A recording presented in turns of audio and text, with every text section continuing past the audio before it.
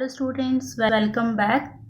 This is part 3 of chapter 16, that is management of natural resource of class 10th. In this we are going to discuss about water. ठीक है, तो हमारा first topic है water for all. हम सबको क्या चाहिए? पानी चाहिए.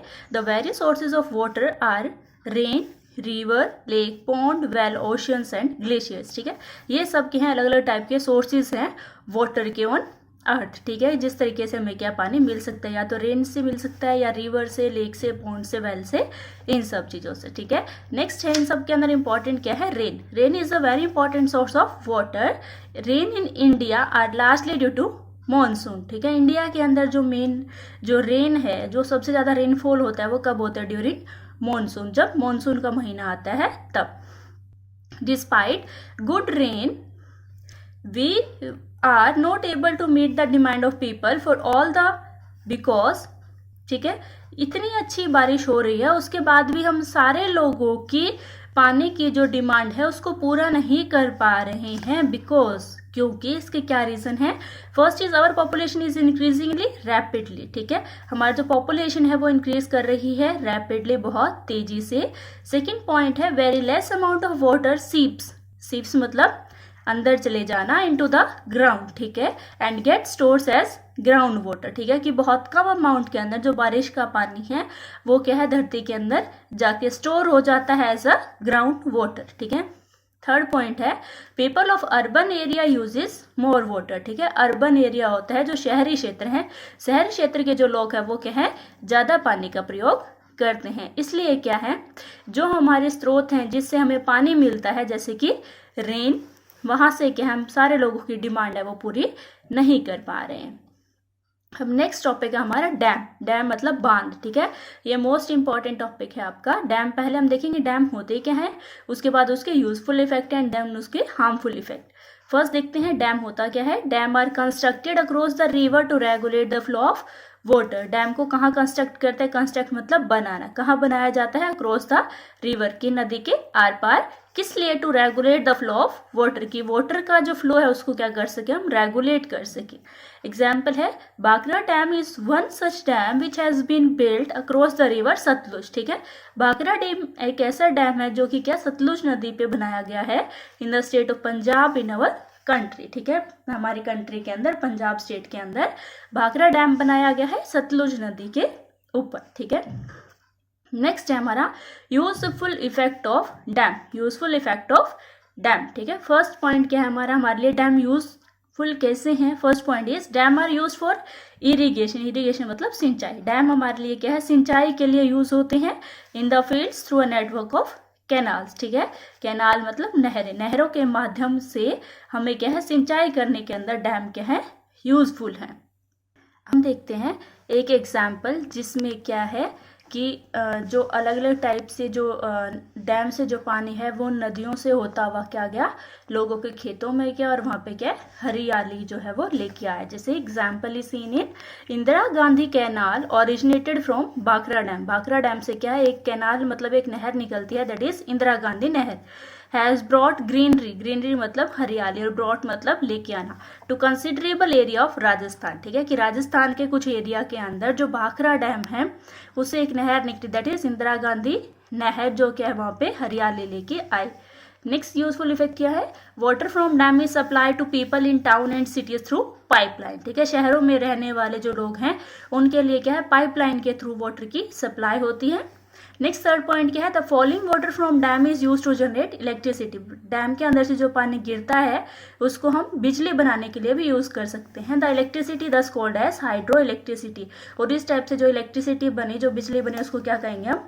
Hydro electricity. जैसे आपको पता है कि वाटर के लिए हमेशा एक वर्ड यूज होता है, दैट इज हाइड्रो. ठीक है, हाइड्रो इलेक्ट्रिसिटी आपको याद रहना चाहिए कि जो वो इलेक्ट्रिसिटी जो हम वाटर से प्रोड्यूस करते हैं that is called as hydro electricity. ठीक है, अब क्या है? कुछ प्रॉब्लम्स हैं डैम से एसोसिएटेड. ठीक है, कि डैम बन रहे हैं, तब डैम बनने के बाद क्या क्या प्रॉब्लम आ सकती है. First point is social problem. लोगों को क्या है, कुछ सामाजिक समस्याएं हो रही हैं। कैसे? Because they displace a large number of peasants and tribals without adequate compensation. ठीक है, सोशल प्रॉब्लम क्या है कि जो डैम बन रहे हैं इसके कारण बहुत सारे जो निवासी हैं, प्लीजेंट्स हैं, जो ट्राइबल्स हैं, उनको वहां से वो अपना जो स्थान है, जो रहने का निवास स्थान है, उसको छोड़ के क्या है, दूर जाना पड़ता है। और इसके लिए उनको क्या है, एडिक्वेट कंपनसेशन भी नहीं मिलता है, उनको कुछ समझौते की राशि भी क्या है, नहीं मिलती है, ना ही उनके क्या है कहीं और जगह पे रहने के लिए क्या है, कुछ इंतजाम होते हैं। ये क्या है, सबसे बड़ी प्रॉब्लम है। This is called as social problem. ठीक है, सेकंड क्या है, इकोनॉमिक प्रॉब्लम भी होती है। इकोनॉमिक प्रॉब्लम कैसे होती है? बिकॉज दे स्वेलो आप ये huge amount of public money without generation of appropriate benefit. ठीक है, इकोनॉमिक प्रॉब्लम कैसे है? इकोनॉमिक का मतलब होता है पैसों से रिलेटेड। ठीक है, पैसों से रिलेटेड क्या प्रॉब्लम हो रही है कि बांध बनाने में क्या दिखा देते हैं कि बहुत ज्यादा पैसे लगे, बट इतना ज्यादा लोगों को बेनिफिट नहीं हुआ। ये क्या लगता है लोगों को? इकोनॉमिक प्रॉब्लम है by creating dam. Third problem क्या है? एनवायरमेंटल प्रॉब्लम है, because they contribute to deforestation. अब बांध बनाने के लिए क्या हमें पेड़ों को काटना पड़ेगा, उस स्थान को हमें क्या है, खाली करना पड़ेगा। And the loss of biological diversity, और वहां पे जितने भी क्या है, जो फ्लोरा एंड फूना है, वो क्या हो जाएंगे, खत्म हो जाएंगे। हमारा नेक्स्ट टॉपिक है पॉल्यूशन ऑफ रिवर वाटर। ठीक है, रिवर वाटर के अंदर हम देख रहे हैं कि धीरे धीरे क्या है, जो पॉल्यूशन है वो इंक्रीज हो रहा है। किस लिए इंक्रीज हो रहा है? क्योंकि हम क्या है, नदियों के अंदर ही नहा रहे हैं, पशु नहा रहे हैं, वहीं कपड़े धो रहे हैं, हमारी जो फैक्ट्रीज है उनका जो केमिकल सब्सटेंस है वो सब क्या हम नदियों में डाल देते हैं। ये सब कुछ रीजन है जिसकी वजह से क्या है, जो रिवर वाटर है उनके अंदर पॉल्यूशन है, जो प्रदूषण है, वो क्या दिन प्रतिदिन बढ़ता जा रहा है। This is caused by dumping of untreated sewage and industrial waste into it. ये किस लिए हो रहा है? डंपिंग मतलब डालना। ठीक है, डंप कर रहे हैं हम क्या चीज? अनट्रीटेड सीवेज, जो सीवेज का जो वेस्ट है उसको बिना ट्रीट के मतलब जिसके अंदर जो हार्मफुल सब्सटेंस है उसको क्या है, कम हमने नहीं किया है। उसके अंदर क्या है, बहुत सारे हार्मफुल सब्सटेंस है, और वैसे के वैसे वाटर हमने कहाँ डाल दिया? रिवर में डाल दिया। और जो इंडस्ट्रियल वेस्ट है, जो इंडस्ट्री से जो वेस्ट निकलता है, वो सब भी हमने कहाँ डाल दिया? सीधा रिवर में डाल दिया। तो इन सब के कारण क्या है, जो आपके रिवर है वहां पे क्या आपका पॉल्यूशन इंक्रीज हो रहा है डे बाय डे। नेक्स्ट है the contamination of river water can be found from two factors. ठीक है, दो तरीके से हमें पता चल सकता है कि जो रिवर वाटर है वो कितनी कंटेमिनेटेड है। कंटेमिनेटेड मतलब खराब स्थिति में है।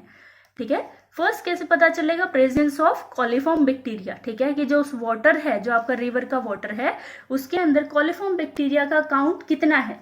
ठीक है, उससे हमें पता चल सकता है कि जो आपका रिवर का वाटर है ये पॉल्यूटेड है या नहीं है। ये इंपॉर्टेंट है, पेपर के अंदर शॉर्ट क्वेश्चन के अंदर आ सकता है। ठीक है, कि कौन से फैक्टर से आप पता लगाओगे कि जो रिवर का वाटर है ये पॉल्यूटेड है या नहीं है। तो दैट इज फर्स्ट पॉइंट है आपका प्रेजेंस ऑफ कोलिफॉर्म बैक्टीरिया। अब देखते हैं हम, coliform bacteria is a group of bacteria. Coliform group bacteria होते हैं, वो क्या होते हैं? ऐसे ग्रुप ऑफ बैक्टीरिया जो कि फाउंड करते, जो हमें मिलते हैं कहाँ पे?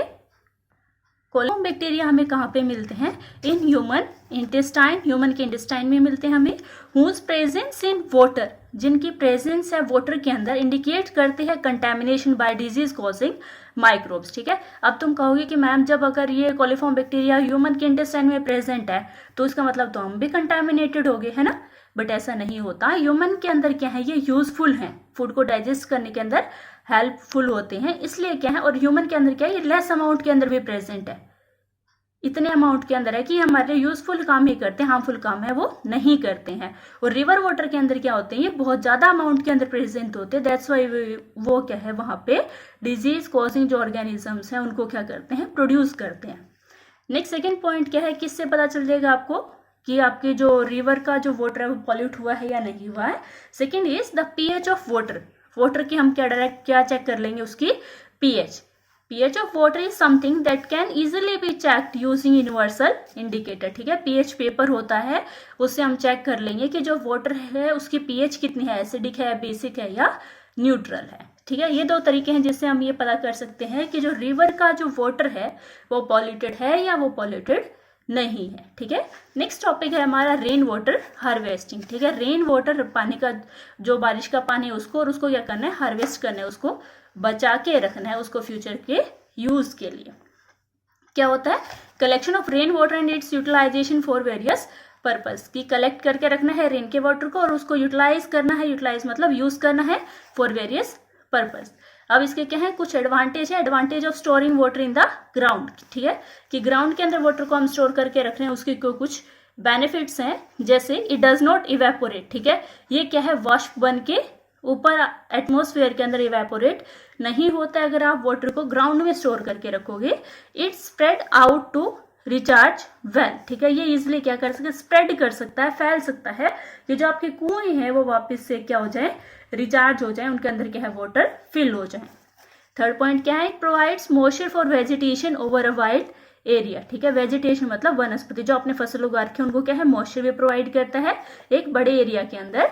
नेक्स्ट पॉइंट है, it does not provide breeding ground for mosquitoes, ठीक है, इस टाइप के पानी से क्या है जो मच्छर है वो उनके पैदा होने की भी क्या है चांसेस है वो कम हो जाते हैं। Next it is protected from contamination by human animal waste, और जो आपके अगर कुआं खोद के अगर पानी इकट्ठा कर रखा है तो वहां पे क्या कंटामिनेशन भी नहीं होगी। अब नेक्स्ट है various ancient methods of water harvesting, ठीक है, अलग अलग स्टेट के अंदर कुछ क्या है अलग अलग मेथड बना रखे हैं वाटर को हार्वेस्ट करने के लिए या वाटर को बचा के रखने के लिए। क्या है ये इंपॉर्टेंट है, आपका पेपर के अंदर शॉर्ट क्वेश्चन के अंदर भी आ सकता है कि कहाँ पे किस इलाके के अंदर किस स्टेट के अंदर उसको क्या बोला जाता है। तो फर्स्ट हम देखते हैं राजस्थान में उसको बोलते हैं खादीन, टैंक या नादीज, ठीक है, महाराष्ट्र में बोलते हैं उसको भंडार्स या टाल, एमपी मतलब मध्य प्रदेश एंड यूपी मतलब उत्तर प्रदेश, मध्य प्रदेश और उत्तर प्रदेश में उसको क्या बोलते हैं बुंडीज, बिहार में उसको बोलते हैं पाइन्स एंड आहार्स, हिमाचल प्रदेश में बोलते हैं कुल्हास, जम्मू रीजन के अंदर क्या बोलते हैं पॉन्ड्स एंड तमिलनाडु में क्या बोलते हैं इरीज या टैंक्स, ठीक है, ये अलग अलग नाम है जिस नाम से क्या है जो वाटर हार्वेस्टिंग है उनके क्या है जो मेथड हैं जिस तरीके से क्या है वाटर को स्टोर करके रखते हैं। नेक्स्ट है baolis old method of water harvesting in Delhi and nearby regions, और हमारे आसपास के इलाके में क्या बोलते हैं बावली बोलते हैं इसको, ठीक है। अब इसके बाद कुछ टॉपिक हैं जैसे कि वाटर का हमारे लिए क्या यूज़ है, वाटर हमारे लिए हार्मफुल कैसे हो सकता है, या वाटर को हम फ्यूचर के लिए कंजर्व क्यों करना चाहिए, ये सब टॉपिक बेटा आपने बहुत छोटी क्लासेस के अंदर भी पढ़ चुके हो, तो वो आई डोंट थिंक कि आपको 10th क्लास के अंदर वो मुझे कवर करवाने की आपको ज़रूरत है, ठीक है। तो अब नेक्स्ट वीडियो में हम स्टार्ट करेंगे अपना last topic that is coal and petroleum, ठीक है। That's all for today, I hope you have learned a lot. Please अगर आपको मेरी वीडियो पसंद आए तो इसे लाइक करें, अपने फ्रेंड्स का शेयर करें, कमेंट करें एंड सब्सक्राइब करें, ठीक है। Thank you.